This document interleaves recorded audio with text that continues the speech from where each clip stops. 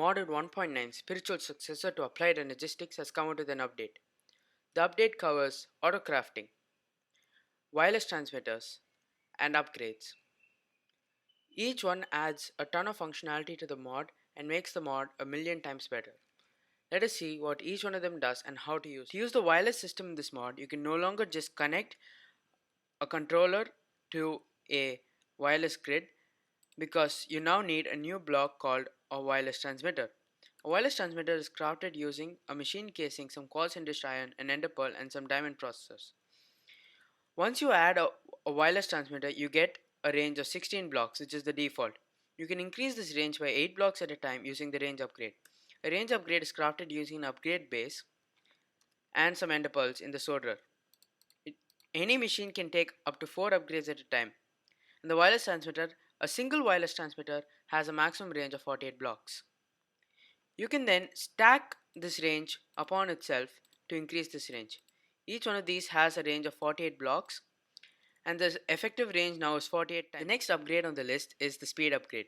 The speed upgrade is crafted using some redstone blocks and the same upgrade base in the solderer. The speed upgrade, each speed upgrade that is added to a machine will linearly increase its speed, i.e. linearly reduce the processing time for that machine. Any machine can take up to 4 speed upgrades and each speed upgrade costs an additional 2 RF per tick. There is right now a bug with the crafter where you cannot add shift click speed upgrades in. The last upgrade is the crafting upgrade. The crafting upgrade is supposed to schedule a subtask in the crafter when there is an item that is missing but is required.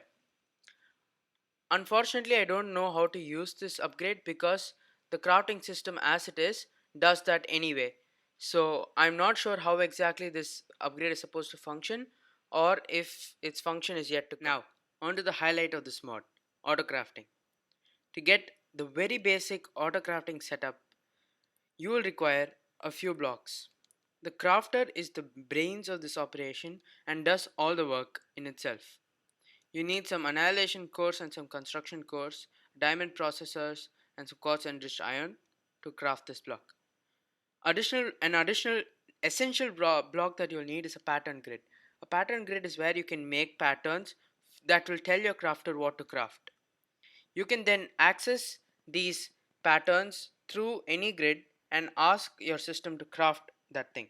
It is crafted using a normal grid, a diamond processor, and a pattern. A pattern is crafted like this.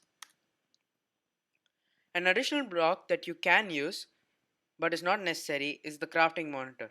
The crafting monitor will enable you to see the crafting processes that are going on in your system right now and will also allow you to cancel any one or all of them at a time. I highly suggest that you get the crafting monitor because it enables and allows you to see where you are lacking in items that are required and allows you to rectify this. So the way auto crafting works in this mod is the crafter sends out a request for the items that are involved in the crafting recipe.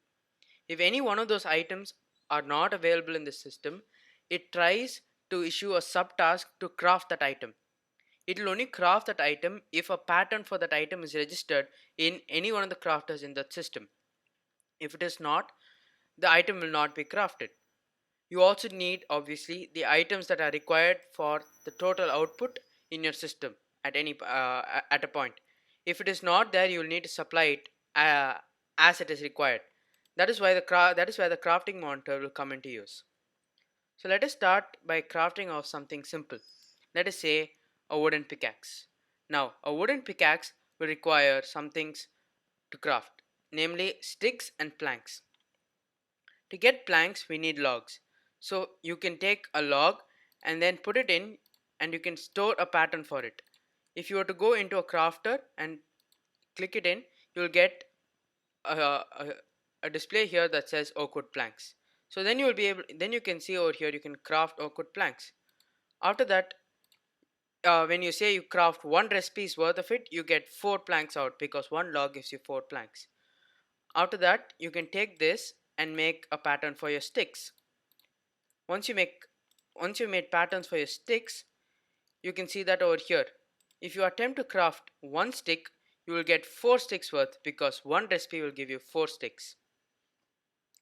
The next thing that you are required to do to craft a wooden pickaxe is obviously make the pickaxe. The neat thing about the pattern is you do not require the total number of items. For example, over here I only have 2 oak planks, but I only need one in order to make the recipe work. So I can just insert this pattern over here and request for a wooden pickaxe. Now the crafting monitor shows you what's going on, and there, it's done. You now have wooden pickaxe in your system. Now this is of course a very simple and neat example. Modern recipes often become very complex and require several steps and lots of items to complete. A simple example I have over here is this Decapitate 3 upgrade block from the mod called Woot. It requires 4 Decapitate 2, 4 of the 1, and so on. The 1 requires 4 ender pearls and a factory upgrade. This factory upgrade is also common to the rest of the recipes. The factory upgrade requires some stone, gold nuggets, redstone, and a factory frame. A factory frame then in turn requires iron bars, slabs, and a chest. So in order to get a Decapitate 3 upgrade block into the auto crafting system, I had to make recipes for each and every single item that was involved.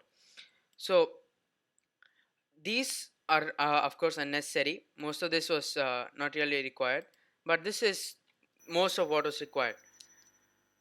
So the very basic recipe of the factory frame required chests, iron bars, and oak wood slabs.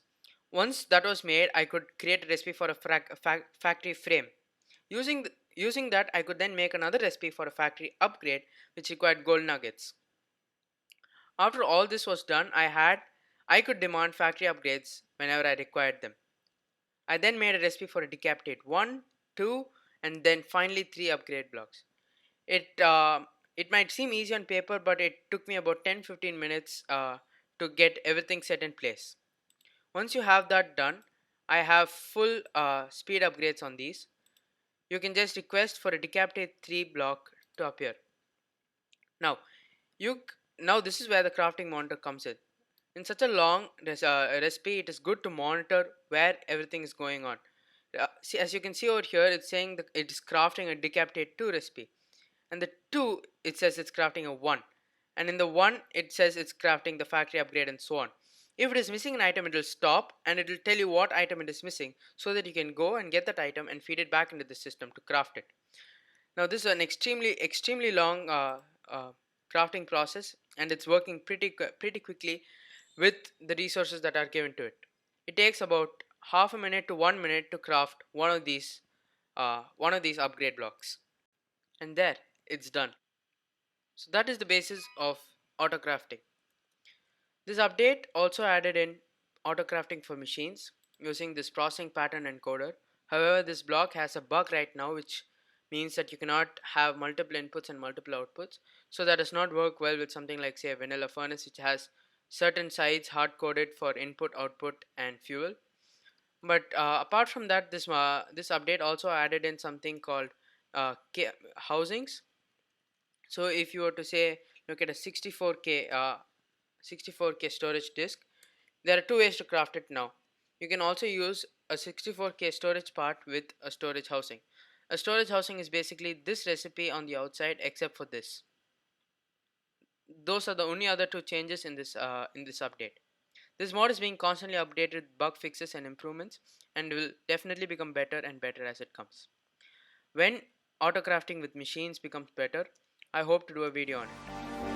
Thank you for